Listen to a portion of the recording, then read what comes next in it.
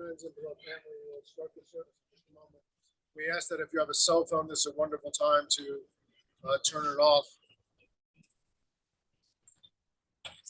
As many of you know, Stan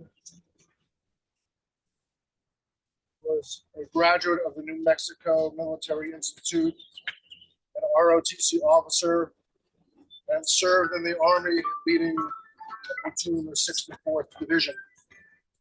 As part of those men and women who served our nation, we always pause to give thanks for their service.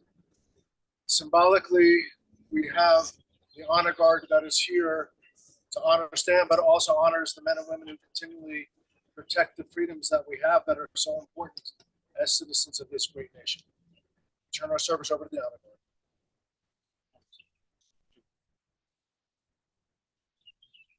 Ladies and gentlemen, if you would please rise for the playing of taps. If you are an honorable veteran, you may render a hand salute. All others, please place a hand over your heart.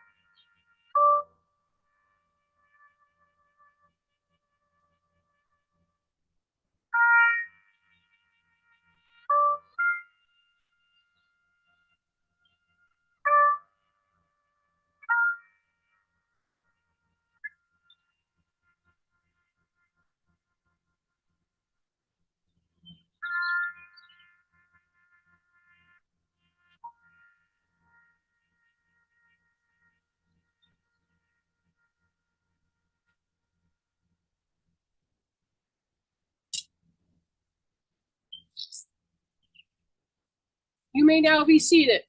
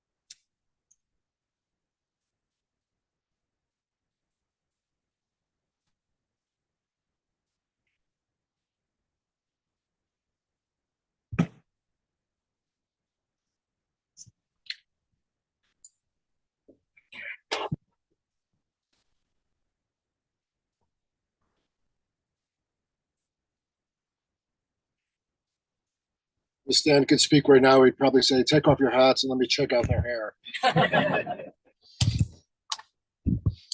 I'm Rabbi Steve Kay, and it's my honor to stand here with you as we say shalom to Stan. My comments and thoughts are your reflections and some words from Rabbi Milwaukee, who's David Cohen, who's a colleague and friend who I've known for many of years and shared with me some thoughts as well. Family said to me, this is a life celebration. Although we're mournful of his long and full life, it's a celebration of a full and rich life, a diverse life, a life just filled with so many kinds of adventures. And I would be remiss again if I didn't pause for the honor of serving our nation.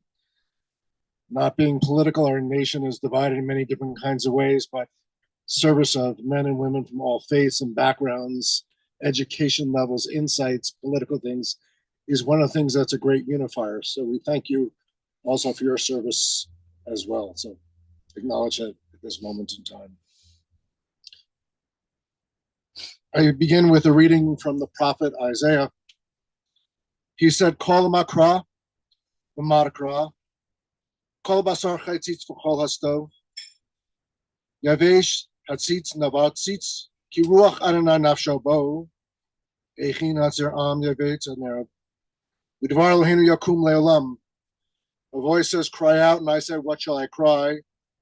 All flesh is grass, all its beauty is like the flower of the field.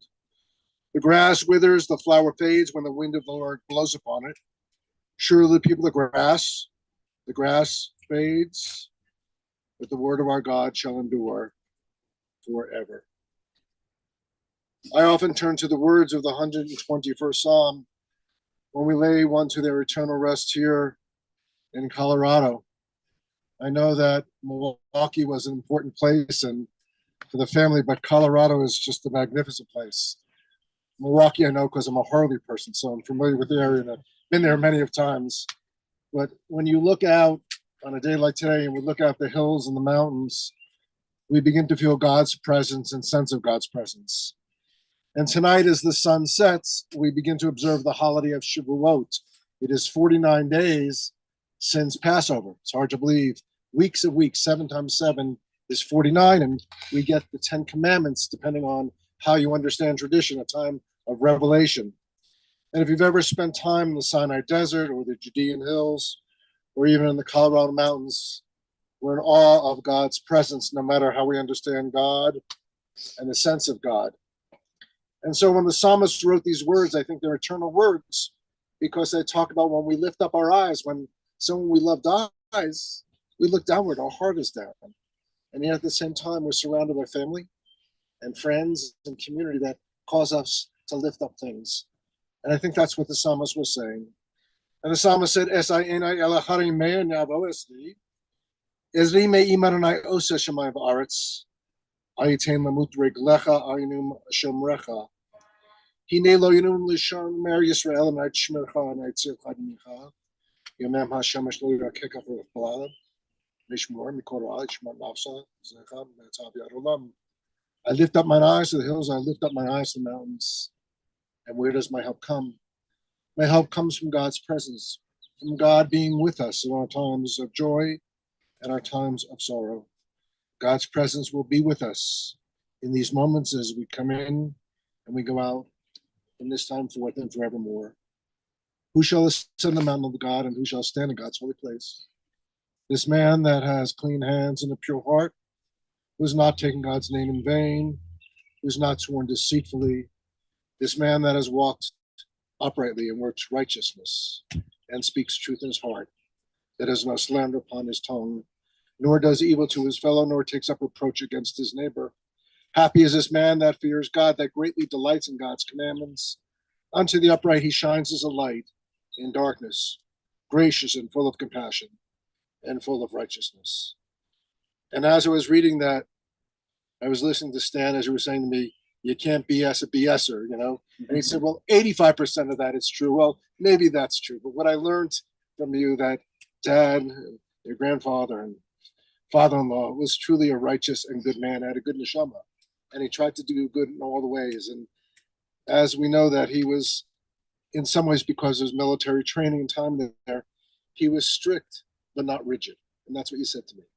And there's a sense of doing things in the right way and doing it correct and getting the rewards from that. And we'll talk about that in a few moments. And the other sense of doing that, but also know when to tell the truth, when to exaggerate, and tell a good story. And I sense that Stan loved to tell a really good story. And so this reading, I think, is appropriate. These are the words: an empty page and an open book, a day of ultimate questions. Will I still be here next year at this time with the loved ones beside me? What is in store for my family and what will become of my friends? Who will have reason to celebrate and who will be content with grief? New love, new babies, marriages deepening or breaking apart, prosperity struggle, reversal of fortune, illness, and health await us. Who will be missing when we gather next? Who will stand apart? Who will be estranged? Who will have joined us enriching our community? On the edge of the unknown we tremble. What lies ahead for us all? An empty book, an open page. Nothing is written and nothing is sealed. Yet this we possess, the strength to persist, to prevail, to comfort one another in dark. And I thought those words would really reflect what Stan would be telling you. What is it that you create for yourself? What will you do in the year ahead without his wisdom, without his guidance, without his loving presence?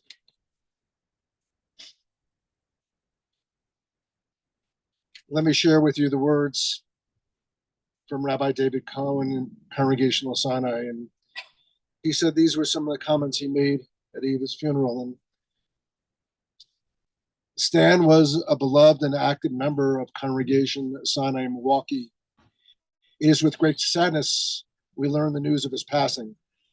Stan served on our board of trustees. He was a constant presence at our adult learning programs, especially Shabbat Torah study. He was a regular participant at Shabbat services and social programs. Stan had an exquisite eye for fashion. His customary dress was always smart and up to date. Stan was always soft-spoken and caring, the consummate mensch. Stan's love for Eva was always apparent and unstinting.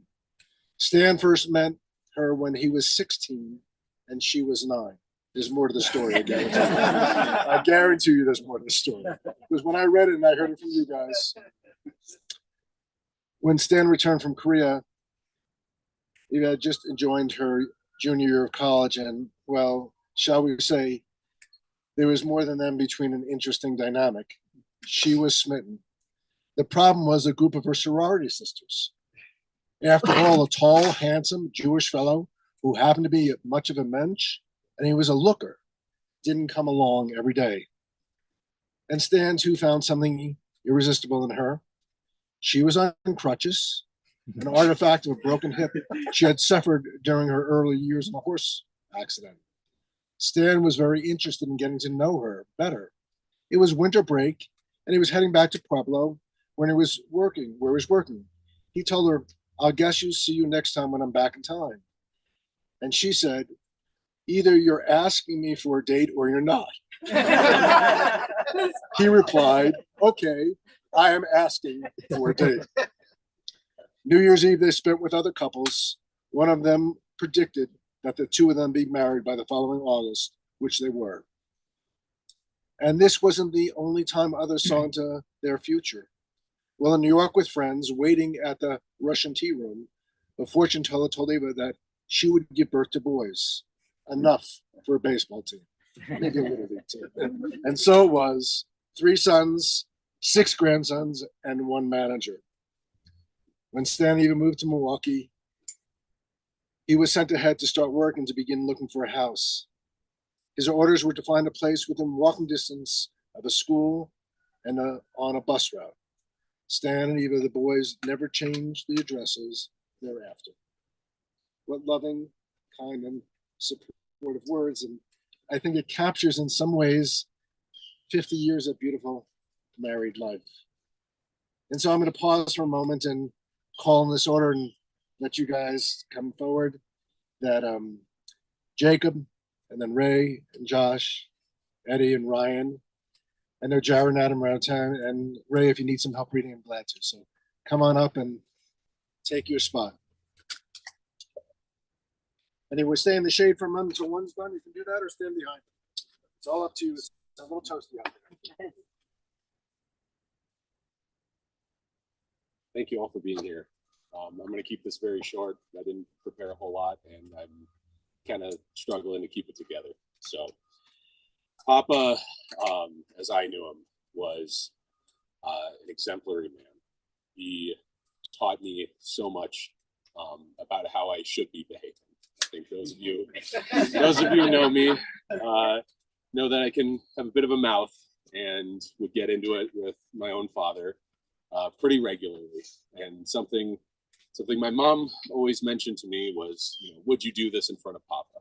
Would you act this way? Would you talk this way? And of course not. I could never bring myself to act anything but my best in front of him. I spent many summers with him in Milwaukee, riding with him, taking me back and forth to summer camps and whatnot, playing tennis with him. And at the time, I don't think I appreciated just how much I was learning, but he was an inspiration to me. I modeled a lot of my behavior in my adult life after what I think he would be proud of, and I hope that I made him proud. So thank you all.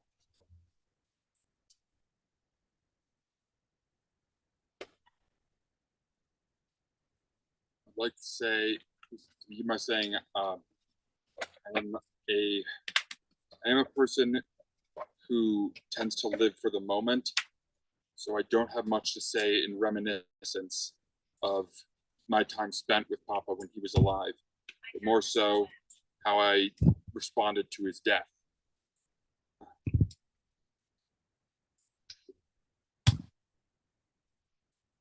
I didn't memorize what I wrote.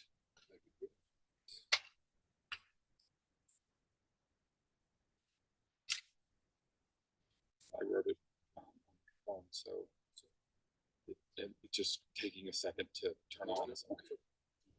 I will be able to.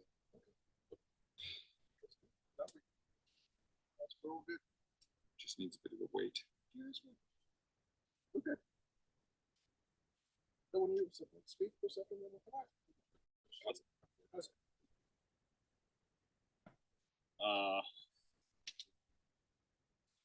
Yeah, so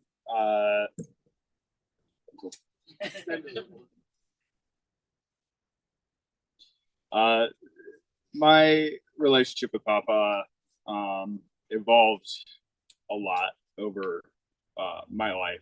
I remember as a kid when we would go up in the summers, and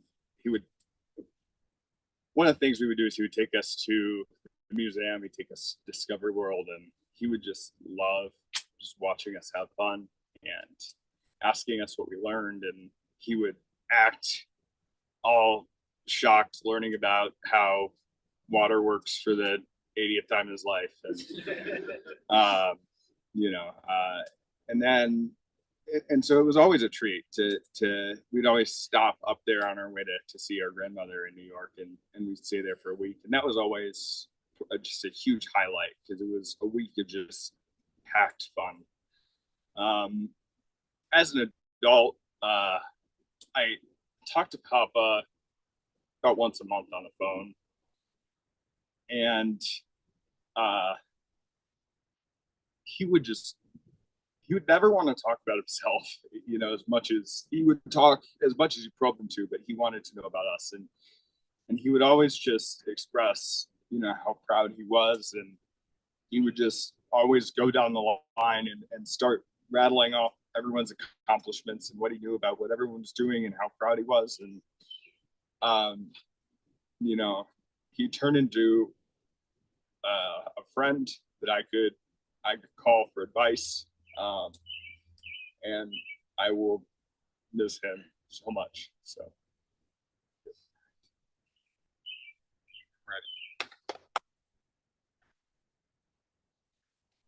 More time to spend with Papa than any other grandparent. And that is why his death hit the hardest out of all of them.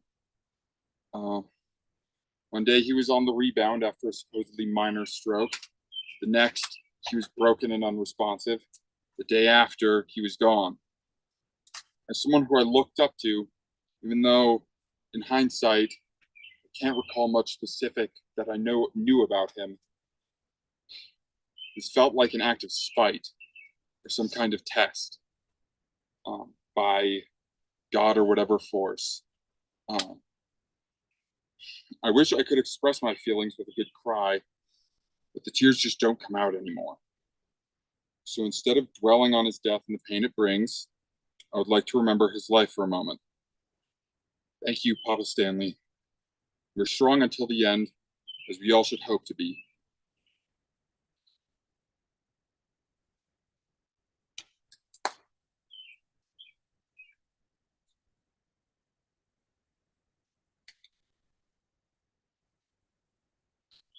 The others raise a really good point that almost everything that I knew about Papa, I learned from other people. He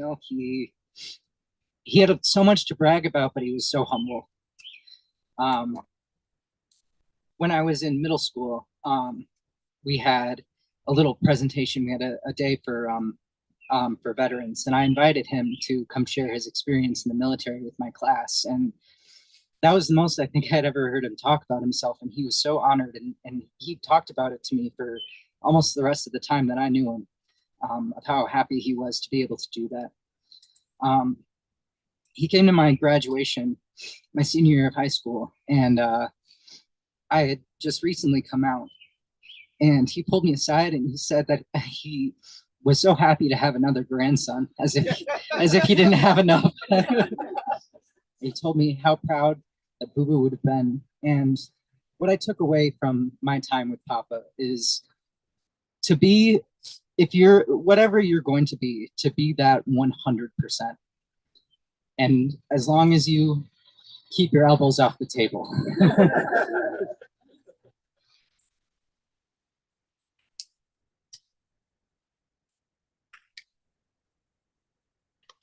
It's good to see everyone here. What an honor it was to get to salute my grandfather.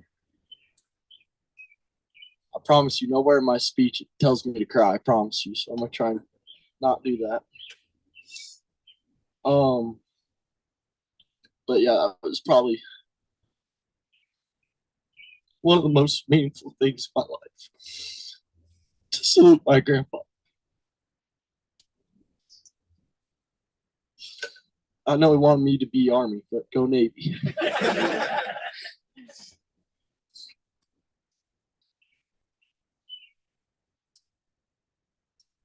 I looked up to Papa in every way. Okay. I had the privilege of getting to develop a unique relationship with my Papa over these past few years, having him in Colorado. Before he was out here, though, it was always a phone call. I'm sorry.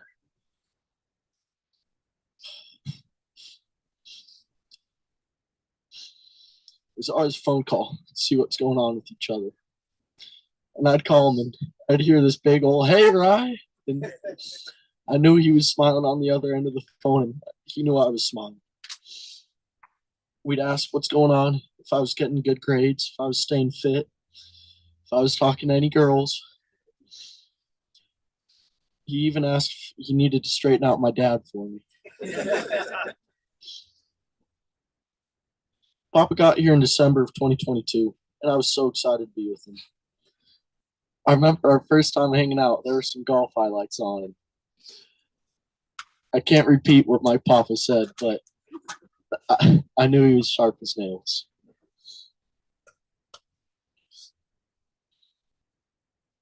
It felt like I was hanging out with one of my best friends, one of my fraternity brothers. We were either watching sports, talking about girls, cracking jokes, even talking about lifting weights. It was so fun to be with my grandpa. A typical day on the town with Papa and I consisted of getting lunch, going to the bank, and then going to the shopping at a few stores, and then back home for a nap. And one of my favorite things was Papa would have these elusive grocery lists that he would hand me. And we would take 2 hours to go get 10 items at the Walgreens. And it was pickles and then laxatives and then it was crazy. Those days mean so much to me. Getting to spend a full real day with my grandpa, just hanging out with him. Nothing better than that. Usually those days would end going back for the nap, but before the nap, I would pry as much information out as I could about Papa. Me being in the military now, I think I pried a little bit more of his stories from Korea and from NMMI out, and we really bonded over that. Over those times, I learned that Papa loved Stan Kenton, a musician. I don't know if you're familiar with him. So if you're missing Papa, it'd be good to listen to Stan Kenton. He loved Nordstrom Rack. Loved it. I like that you guys know that too. And he always knew exactly what he wanted. Papa never settled for a thing.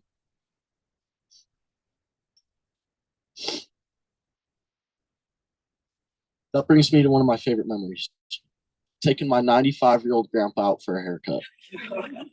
So here we are on a summer day, and I'm asking Papa, hey, where do you want to get your haircut? There's a Sports Clips right here. There's a Great Clips right here. And there's a Floyd's Barbershop down the street. He goes, well, Ryan, I want a barbershop. I was like, okay, we'll go to Floyd's. I said, no, I want a barbershop. So here I am trying to figure out where the heck to take my 95-year-old grandpa for a haircut. Sure enough, we end up at a true barbershop. And I didn't know what to think, but I wheel Papa right in there. He cracks a joke, makes a friend with his barber, and that guy ended up cutting his hair up until recently. So I think that's pretty unique that Stan can meet just about anyone and have a relationship with them. It turned out the guy was a Packers fan, so they started talking about the Packers. He was a big cheesehead.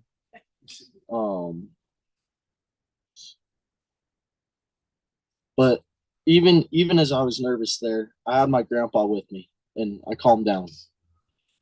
Now to circle back a bit to the military.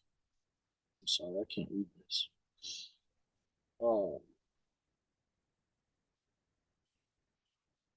We always talked about my desire to serve.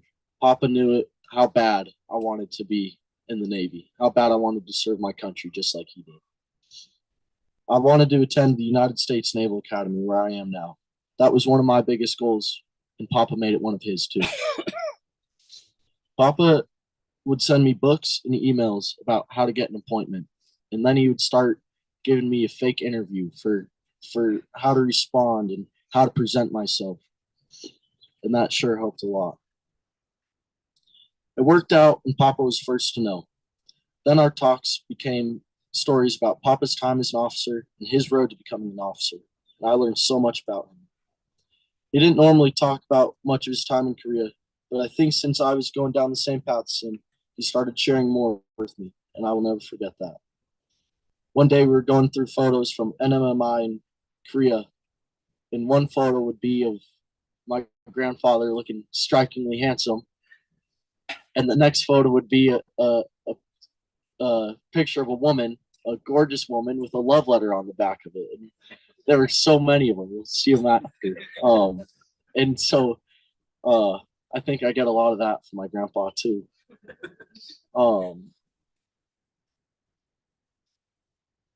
Papa was there for my phone calls home during basic, and hearing his voice motivated me to another level, and it still will. And I'll always have him with me throughout my career and my life.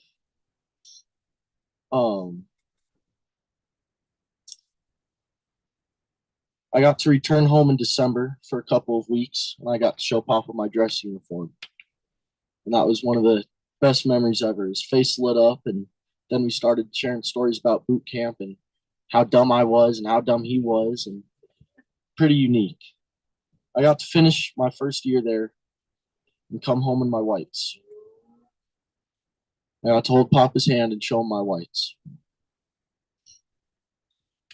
I'll never forget that. In closing, I'm sorry, I'm almost done. Just a few more words. My Papa was a man's man. He lived his life to the fullest, and I can only hope to live my life that way. He always took care of his family first. He loved his wife, he loved his kids, and he loved his grandchildren. He always knew what everyone was doing, and it was a bad day if he didn't. Papa was brave, caring, honorable, and authentic. If someone wasn't okay, he was always asking what he could do to help. My favorite thing about Papa was how I felt when I was around him. I felt invincible. Papa and I couldn't be stopped. We could have taken over the world. I don't know exactly how to describe that feeling, but I felt so confident and so comfortable anytime I was with Papa. We could have done anything. Walking into that barber shop, I had no idea it would go that way. Going shopping, we had women complimenting us. We did it all. It was awesome. And I'm really gonna miss that presence. And I know I'll carry that on with me in my heart, and I hope you all can do the same. So thank you.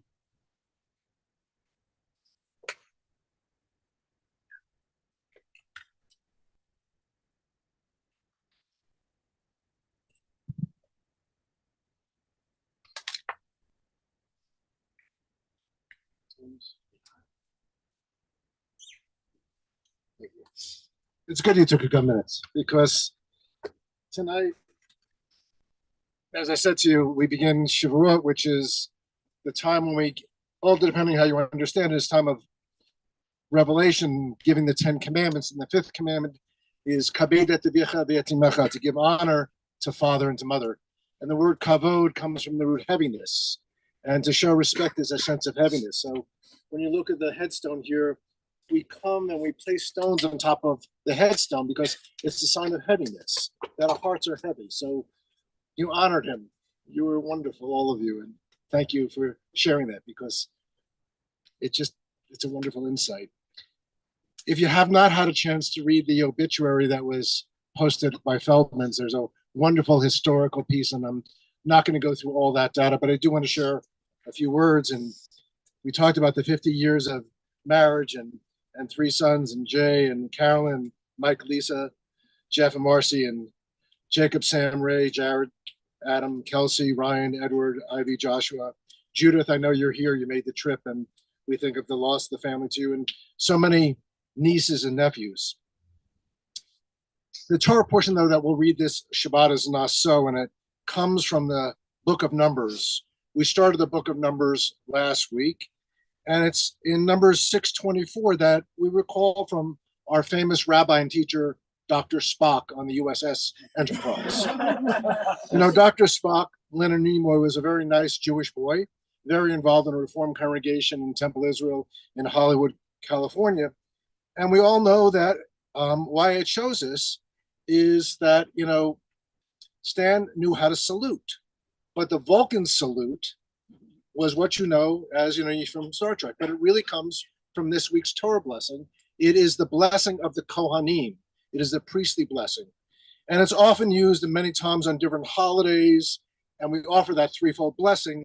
And it says, may God bless you and keep you. May God's face shine upon you. And may God turn God's face upon you and give you shalom. And this is an interesting literary structure because it's precise in Hebrew. The first line has three words, the second 5, and then 7. 3, 5, and 7 are magic Jewish numbers. If you ever want to study mysticism and numbers in Judaism, 3, 5, and 7 are big numbers. Everybody thinks 18 is our big number. It's really 3, 5, and 7 are the big numbers, 10 commandments.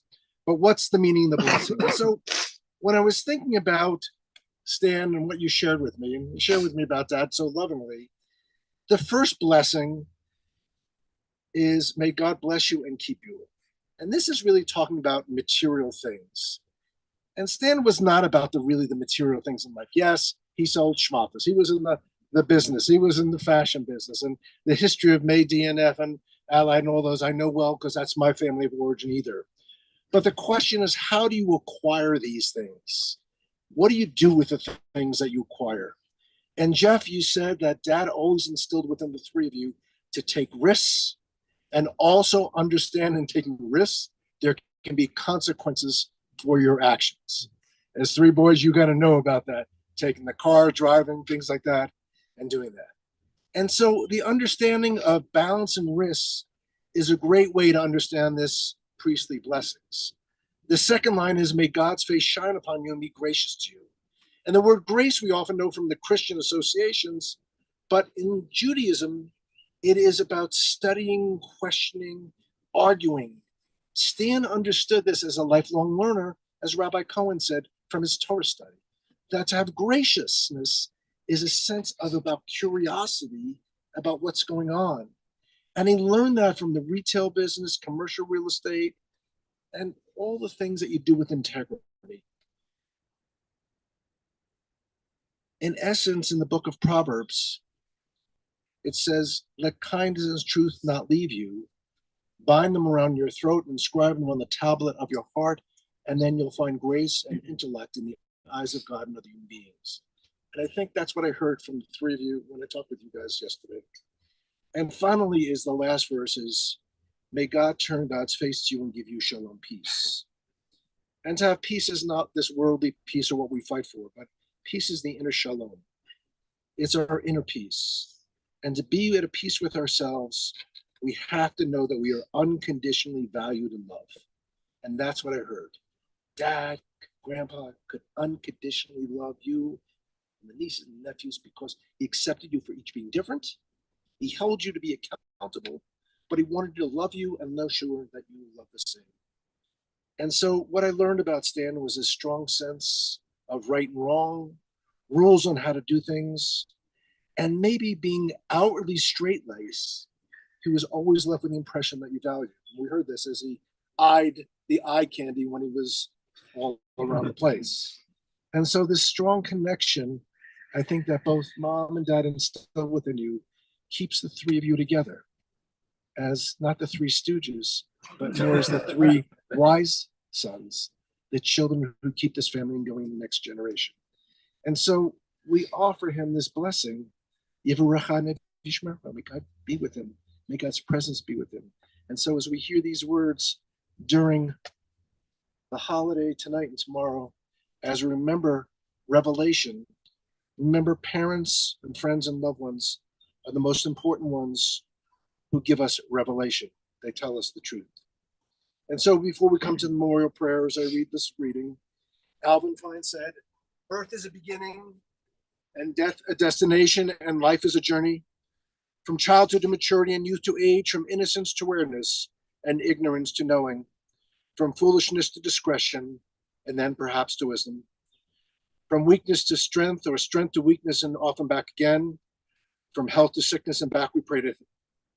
From offense to forgiveness, from loneliness to love, from joy to gratitude, from pain to compassion and grief to understanding, from fear to faith.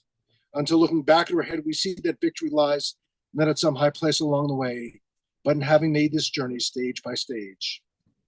Birth is the beginning, and death is a destination, and life is a journey, a sacred pilgrimage to life everlasting. And we'll now lower his casket and continue with the memorial prayers.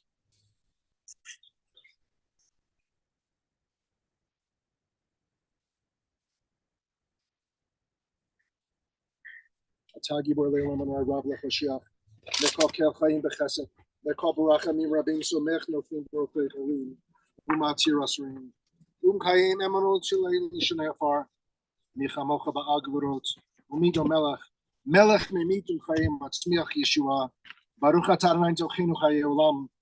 Eternal is your power, God, you are mighty to save. In love and kindness you sustain the living. In the multitude of mercies you preserve us all.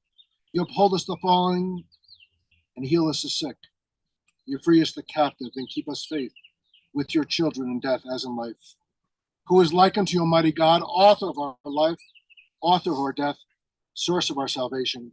Praise be thou, O Lord, who has implanted within us eternal life.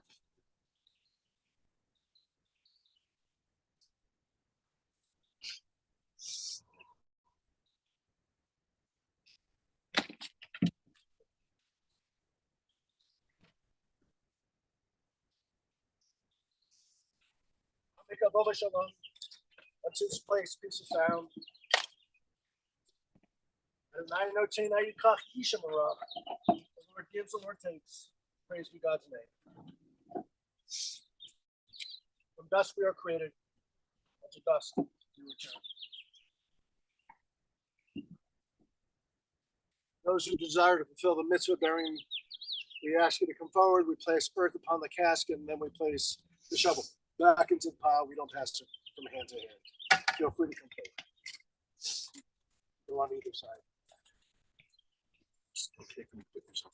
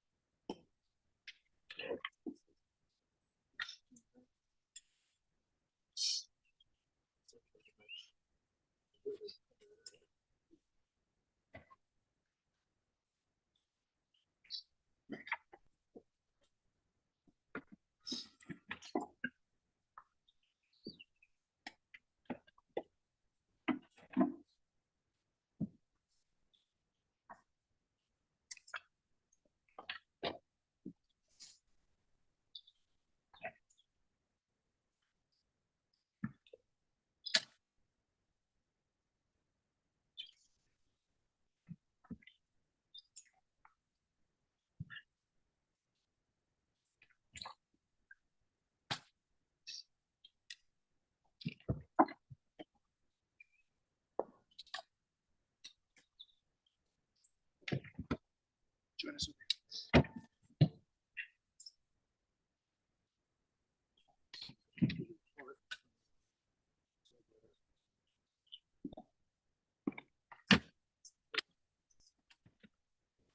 The first Jewish rituals. Jacob and Joseph were coated many colors. So when Jacob, his brothers threw him in the pit. And his brothers were in the pit. The coat of Joseph, Jacob looks at him and grants his blood. We know that they have the loss.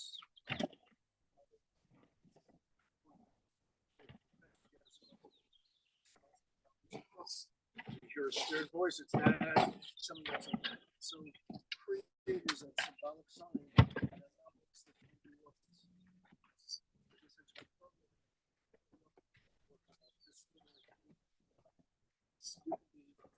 1666 or 76.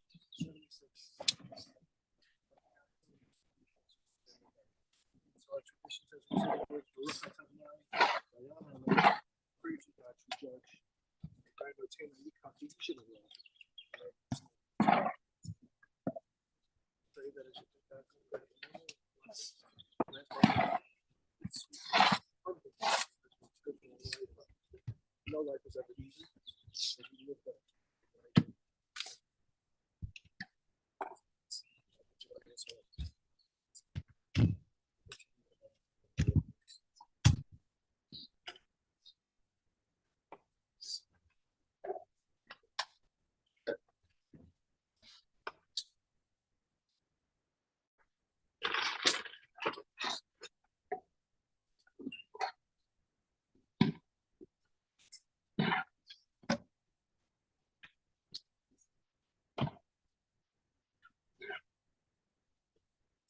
At the conclusion of the service, the family would be returning to 1390 South Lafayette Street, 1390 South Lafayette Street.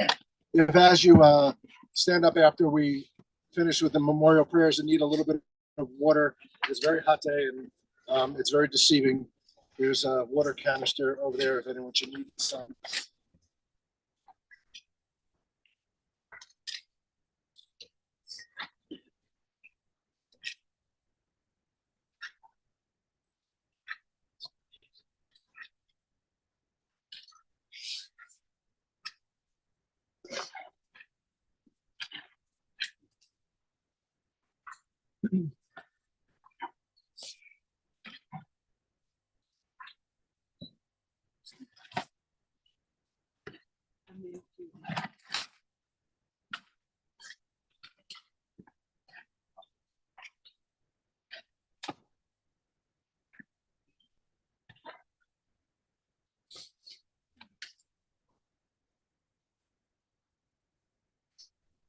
Those who are able to rise, we ask you to rise for the memorial prayers.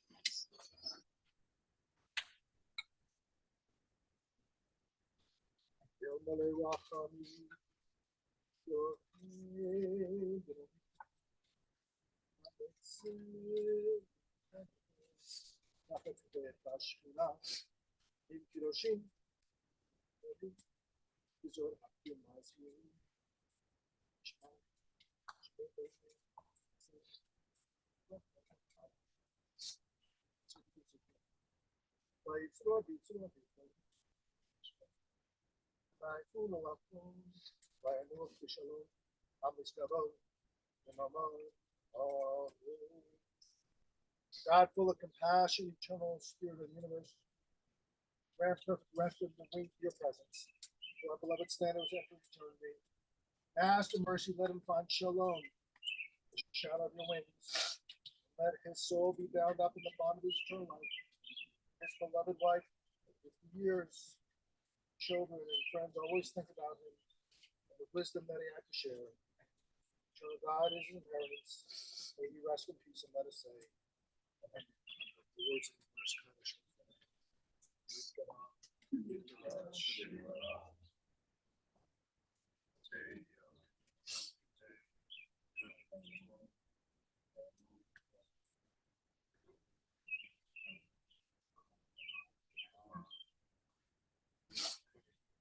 Hey,